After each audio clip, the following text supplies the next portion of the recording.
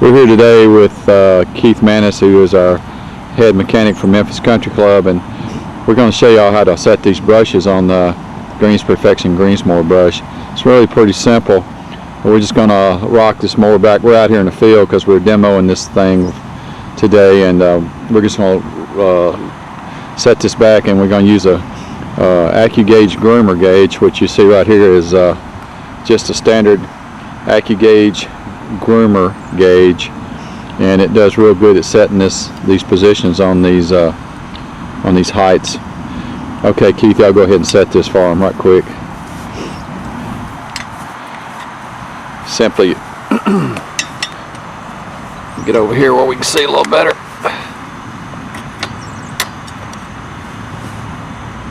He's just setting it up just like you would for a groomer, and the brush, of course, is set in the same position the groomer's in on this John Deere.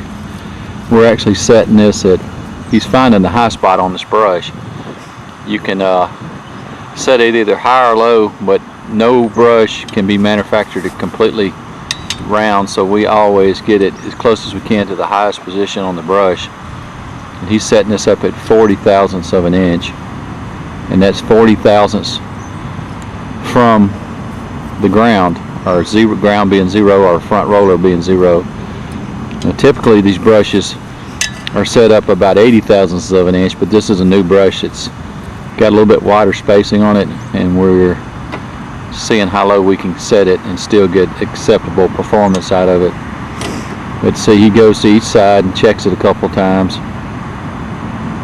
gets it set at 40 thousandths, then he moves it to the other side. Just any mechanic, knows how to do this if they've used an AccuGauge before, and this is probably the most reliable way to get your setting.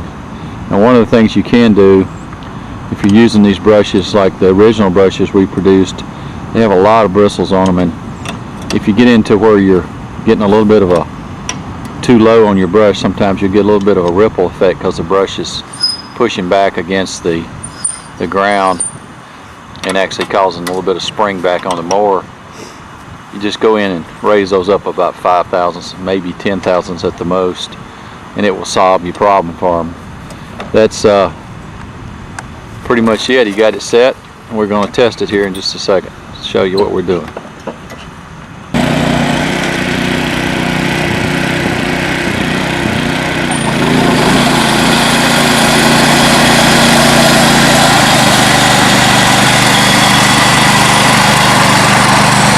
You can see the material being lifted as he's mowing this green.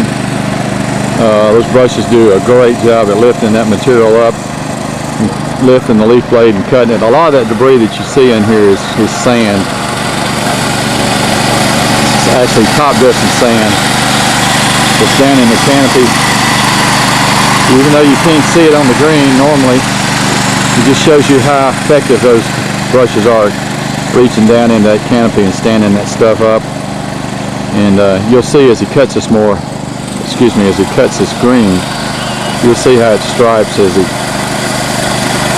And that's why we're running this without the basket, so you can see the performance of that brush and how it pushes the material forward.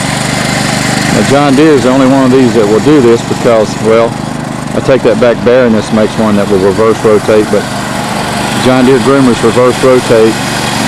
You can see the material is getting thrown forward. Reverse rotation is the only thing that can do that with a groomer or a brush. You can't forward rotate your groomer like other manufacturers do and not have that material pulled back into your reel, which is really a big issue because when it pulls it back into the reel, it dulls that reel extra quick, pulls all that sand back into that reel. So after he's made a couple of passes across that green, you essentially have trashed your reel, and you have no real sharpness. We don't ever notice this problem with John Deere. We run ours during the summer. Now, we don't run brushes when the sand is visible on the green.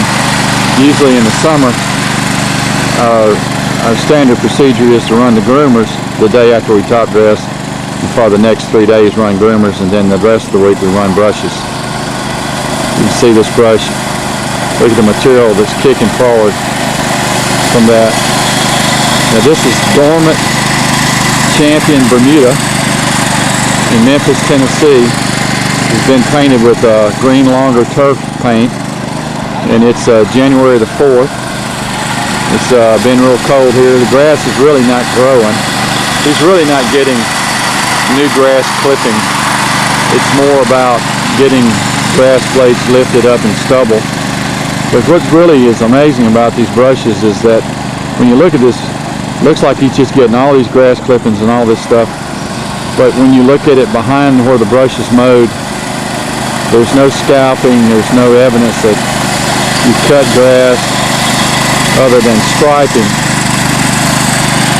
And it doesn't leave a line in it, or green, or groove, or any kind of line in the green. Green just looks nice and smooth. As you can see, this area right here that he's already cut, there's nothing there. There's no lines or issues with where he's mowed.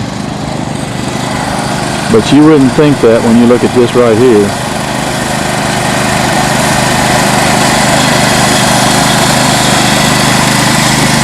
That brush is set right behind that front roller and right in front of that reel, so there's no chance. Unlike these, I know they've got a couple of new brush units on the market now that just strictly brush greens. But you got to brush your green with a big heavy unit and come back and then mow it. And when you mow it, your front roller is going to roll over the grass blade and lay it back down. And the neat thing about, look at the striping on this green where he's mowed. He started right here over the cup. You can see the cup hole, and he's moving this way. And you can see the striping it's producing on this green. Now this is dormant Bermuda, and I don't know if you guys are familiar with that or not, but if you can stripe Bermuda this way, and it's dormant, you can stripe anything. Cool season grass is striped much more easily than this dormant Bermuda grass will. And of course this grass will stripe really almost as well as cool season grass when it starts coming out of dormancy, because it's new and it's tender and it's green.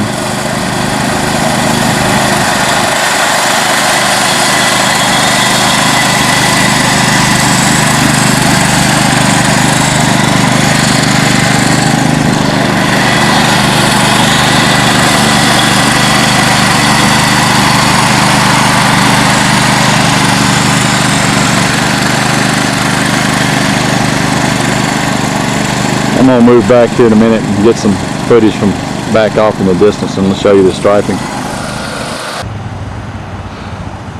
As you can see, this is taken from the rough here, looking back toward this hole. Hole's played out to the right.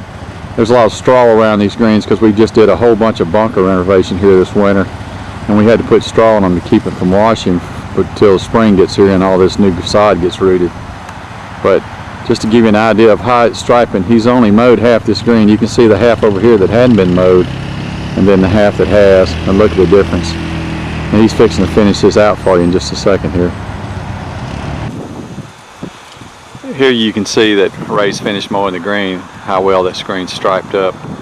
We're going to cut here and go to let him cut a different angle and show you what it looks like when you cut it two directions. Here you see Ray's mowing the screen at a different angle. We've moved over to a little offset from the first cut. It's kind of at a 45, but not quite a 45. And you can see he's mowed this left half. Started in the middle, and he mowed the left half of the green already, and now he's mowing the right side of the green. You can see the striping from the fairway.